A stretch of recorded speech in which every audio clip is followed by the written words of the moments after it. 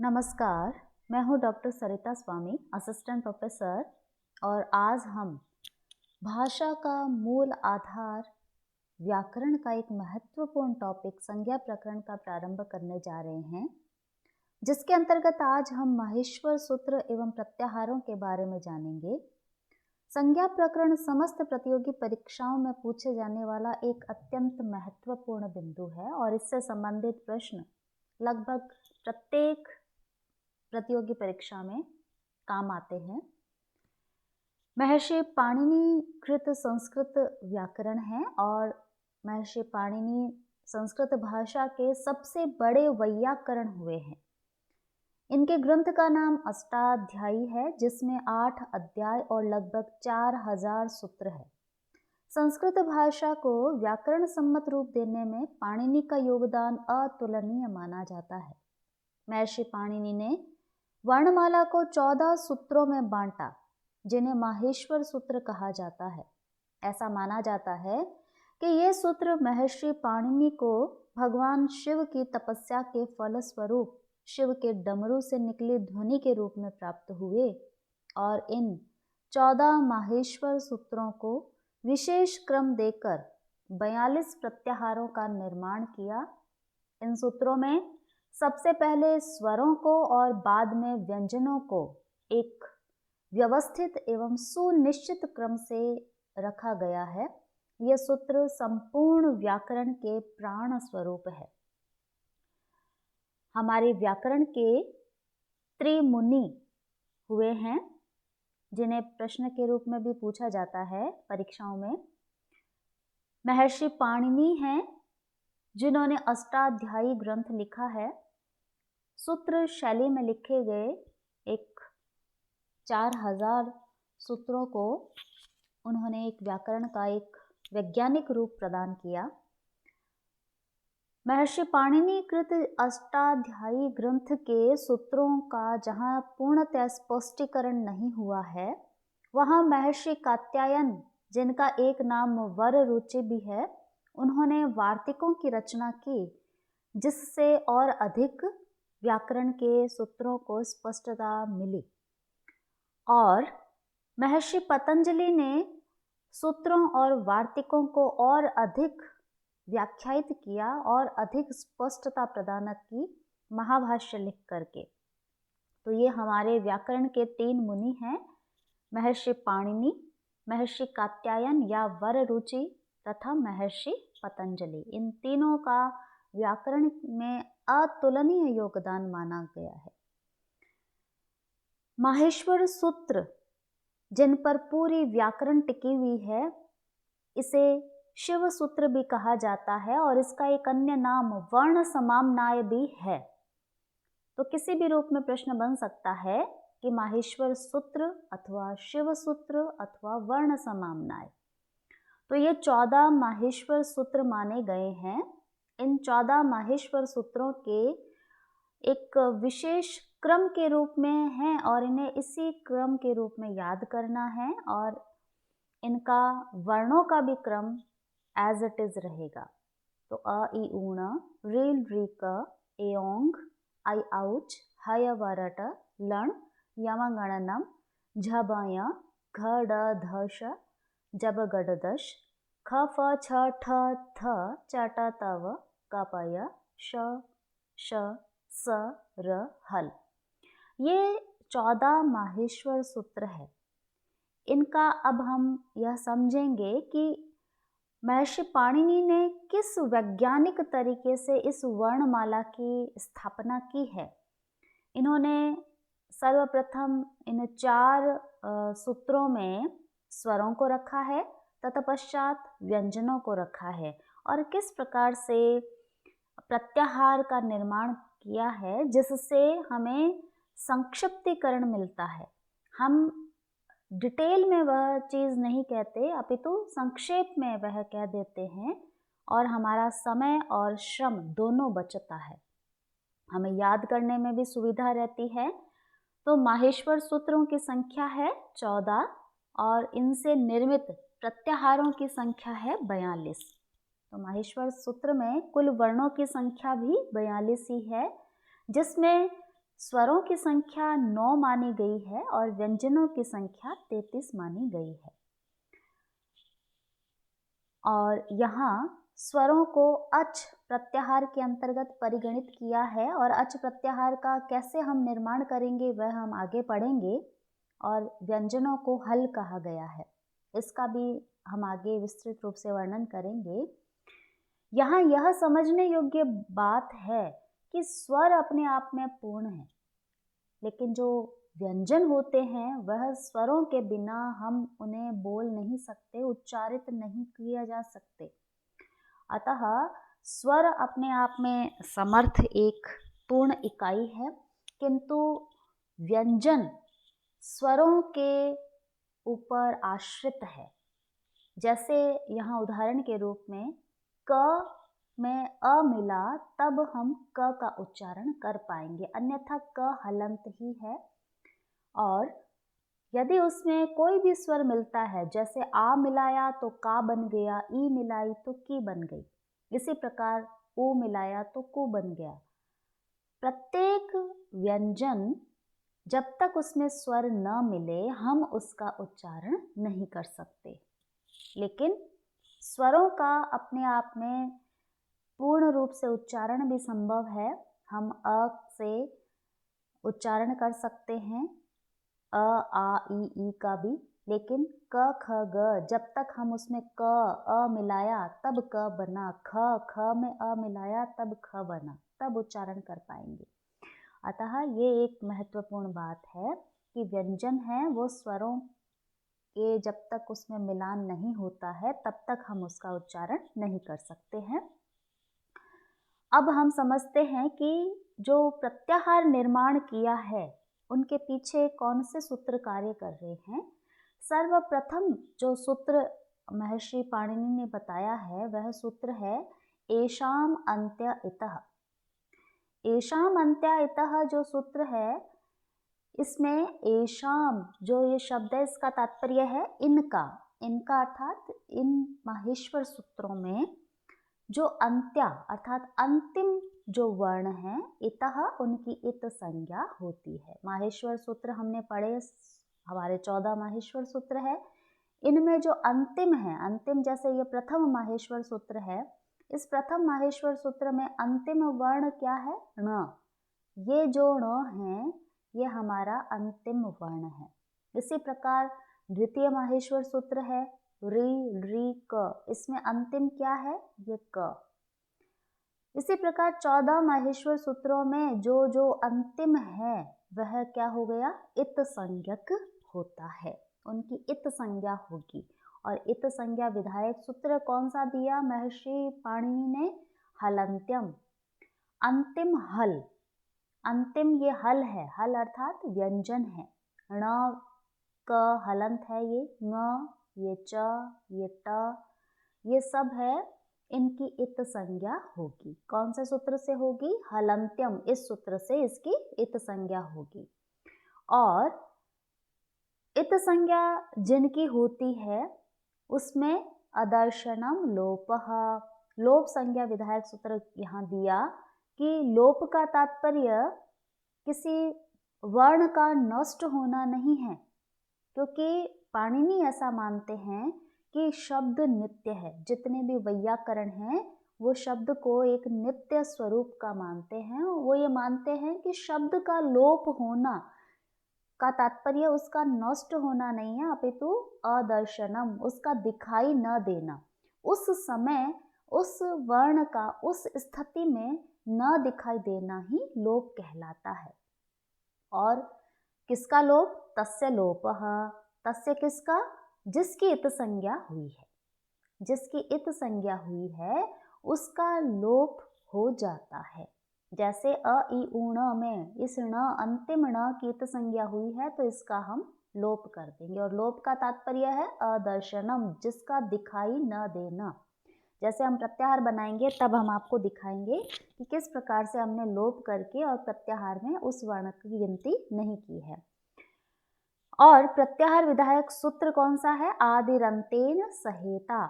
इसमें आदि वर्ण का तात्पर्य है प्रारंभिक वर्ण और अंतेन अर्थात अंतिम वर्ण, सहेता उसके साथ में। अर्थात जैसे हम प्रत्याहार बनाते हैं, जैसे हमने अच ही कहा, अभी अभी हमने पढ़ा कि अच का तात्पर्य है स्वर। तो अच प्रत्याहार जब हमने बनाया तो अच का तात्पर्य अ से लेकर के, अ इ उ ण के अ से लेकर के चौथा माहेश्वर सूत्र देखिए आई आउ च, इस च तक, क्योंकि आदिरंतेन संहिता क्या कहता है, प्रथम वर्ण, आदि वर्ण और अंतिम वर्ण उसके सहित बीच में आने वाले समस्त वर्ण जो है वह अच प्रत्याहार के अंतर्गत अभी हम गिनेंगे। जैसे अ ई उ, इस ण को हम नहीं गिनेंगे क्योंकि यह अंतिम हल है। इसी प्रकार द्वितीय जो माहेश्वर सूत्र है उसको देखिए, री री क, इसमें इस क को हम नहीं गिनेंगे। ए ओंग ग में ग नहीं गिना जाएगा। तो कितने वर्ण हो गए अच प्रत्याहार में, अ ई उ री री ए ओ आई और औ। तो ये हमारे स्वरों के अंतर्गत आ गए। और कितने स्वर हो गए हमारे, 9 स्वर हो गए। 9 स्वरों की गिनती यहाँ पर हमने की है। अब इसी प्रकार से यदि हम व्यंजनों को देखें, हमने कहा हल, हल अर्थात व्यंजन, तो हल से तात्पर्य यहाँ ये पांचवा जो माहेश्वर सूत्र का प्रथम वर्ण है ह, इस ह से लेकर के अंतिम माहेश्वर सूत्र का जो अंतिम वर्ण है ल, यहाँ तक इसके मध्य आने वाले समस्त वर्णों की गणना हल अर्थात व्यंजन के अंतर्गत मानी जाएगी। और इसमें भी जो अंतिम वर्ण है वह नहीं गिना जाएगा। जैसे ये ट, ये ण, यमगणनम का म, क्यों, क्योंकि ये समस्त जितने भी अंतिम वर्ण हैं वह इत संज्ञक है और इत संज्ञा जिनकी होती है उसका लोप हो जाता है और वह प्रत्याहार निर्माण में उसकी गणना नहीं होती है। तो इस प्रकार प्रत्याहार निर्माण का हमने यहाँ देखा कि कौन कौन से सूत्र लगे, एषाम अंत्या इतः, जिनका इन माहेश्वर सूत्रों में से अंत्या यानी अंतिम जो वर्ण है, इतः उसकी इत संज्ञा होती है। हलंत्यम जो इत संज्ञा विधायक सूत्र है उसका तात्पर्य है अंतिम कौन सा, हल संज्ञक, हल वर्ण, हल अर्थात व्यंजन।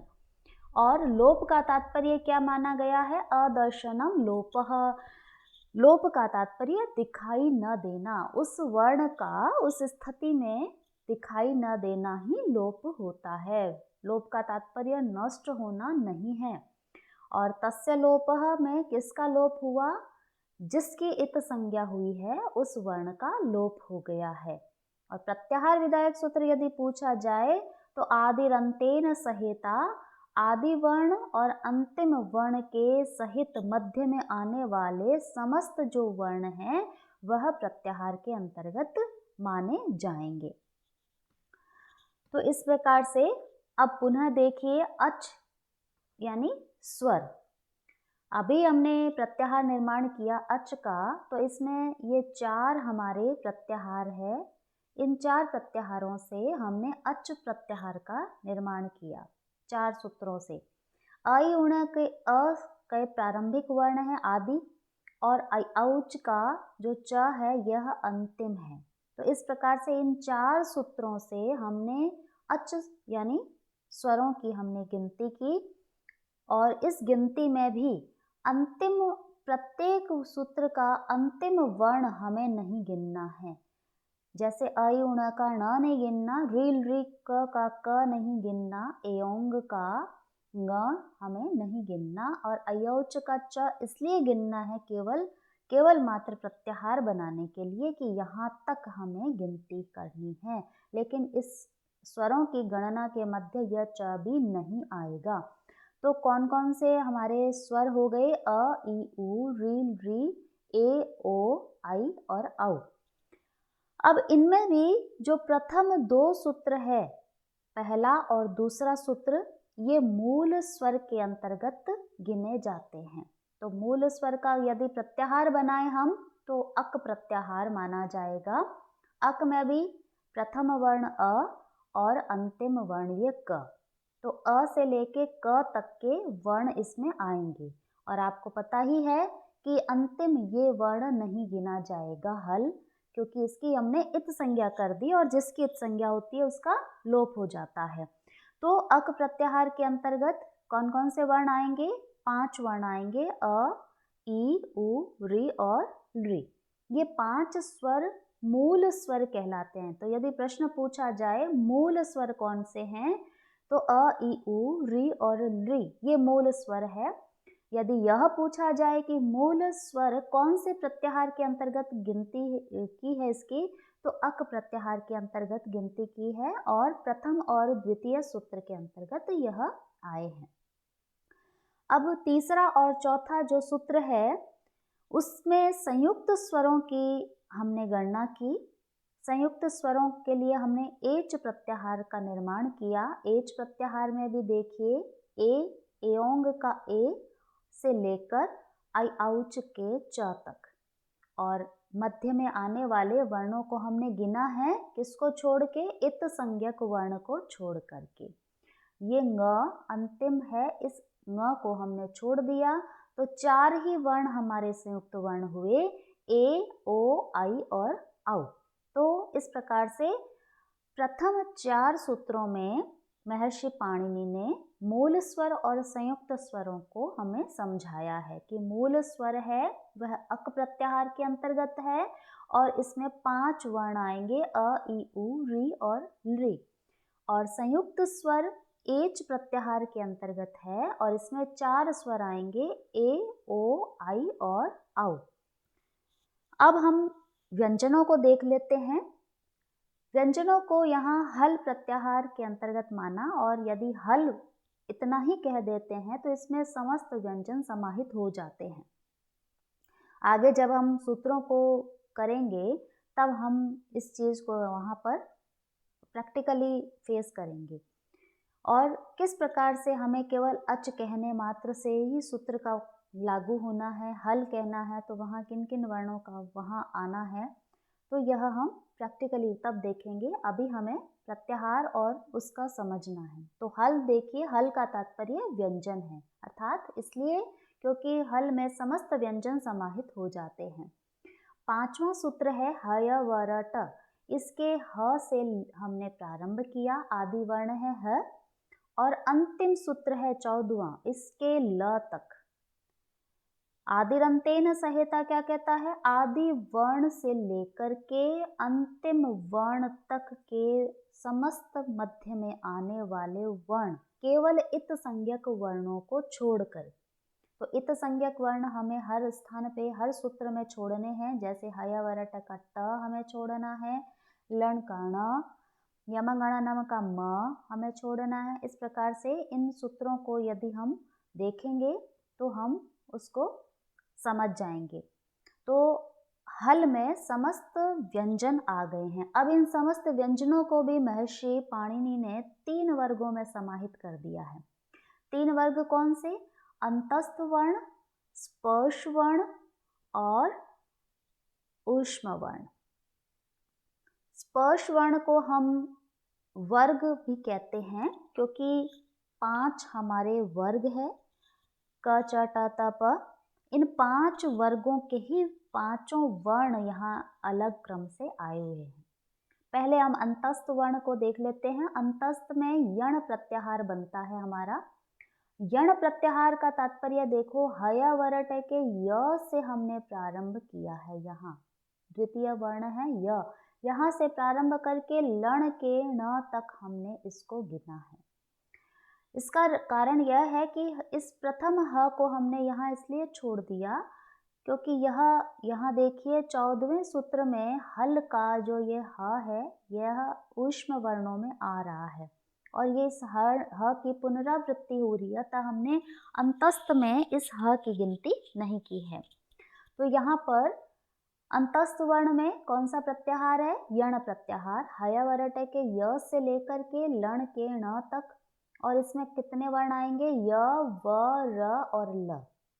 ट हमने छोड़ दिया क्योंकि यह एक संज्ञक वर्ण है।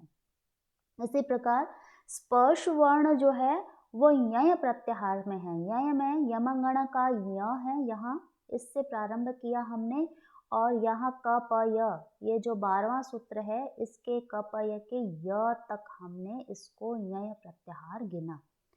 इस प्रकार से यहाँ स्पर्श वर्ण आते हैं। स्पर्श वर्ण आप सब जानते हो, क ख ग घ ङ आप पढ़ते हो, तो ये क प य का क प्रथम वर्ण है और ये यम गण गम का ङ, यहाँ ये ङ, तो ये य म ङ ण न, ये हमारे प्रत्येक वर्ग के 5 वर्ण है ये। इसी प्रकार से झ भ य घ ड ध श, ये चौथे वर्ण है। प्रत्येक वर्ग का तीसरा है ज ब ग ड द, ये तीसरा हो गया। इसी प्रकार दूसरा वर्ण हो गया ख फ छ ठ थ, यहाँ तक थ तक, ये हमारा दूसरा वर्ण हो गया। अब यहाँ च से प्रथम वर्ण प्रारंभ हो गया है, च ट त और क प। तो इस प्रकार से ये 5 वर्ग है हमारे, इन्हें वर्ग भी कहते हैं। क वर्ग तो इसमें क ख ग घ ये समस्त आ जाएंगे। प वर्ग तो प फ ब भ आ जाएंगे सारे। अब यहाँ पर ऊष्म वर्ण की हमने एक और वर्ग बनाया, वह है शल प्रत्याहार। शल प्रत्याहार में श, इस तालव्य श से प्रारंभ किया हमने और हल के ल तक हमने यहाँ तक देखा। तो इसमें भी इस र को छोड़ना है क्योंकि यह इत संज्ञक है और तीनों श को लेना है। ये तालव्य श, ये मूर्धन्य श और ये दंत्य स, इन तीनों स को लेना है और ह को लेना है। तो ये 4 वर्ण हमारे ऊष्म वर्ण हो गए। इसको और अधिक डिटेल में पढ़ेंगे। अभी हमें प्रत्याहार निर्माण का, क्योंकि हमारा टॉपिक है, इसलिए प्रत्याहार पे हम समझने का फोकस कर रहे हैं। इसके पश्चात देखिए आप, माहेश्वर सूत्र हमारे 14 बने हैं। इन 14 माहेश्वर सूत्रों में 42 वर्ण हैं और 42 वर्ण होने से 42 ही हमारे प्रत्याहार बन रहे हैं। प्रत्याहार कई प्रकार से बनाए जा सकते हैं हम, जैसे हमने अच बनाया, अक बनाया, एच बनाया, ऐसे ही हम प्रत्येक सूत्र का प्रथम वर्ण और अंतिम वर्ण को गिन करके हम प्रत्याहार का निर्माण कर सकते हैं। तो माहेश्वर सूत्र यदि पूछा जाए तो 14 माहेश्वर सूत्र है।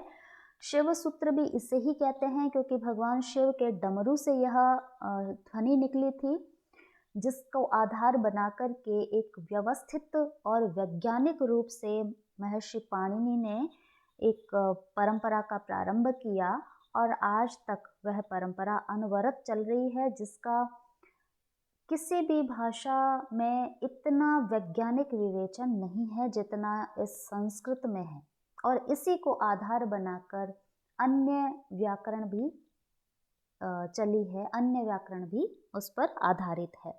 तो ऐसे इस व्याकरण का हम प्रारंभ किया है आज, और मैं ये आशा करती हूँ कि माहेश्वर सूत्र और उसके प्रत्याहार निर्माण की जो तरीका है वो आप समझ गए होंगे। और फिर भी यदि कोई आपको शंका हो तो आप कमेंट बॉक्स में लिख सकते हैं। आगे के एक एक पॉइंट को हम आगे की उस वीडियो में डिस्कस करेंगे। तब तक के लिए धन्यवाद।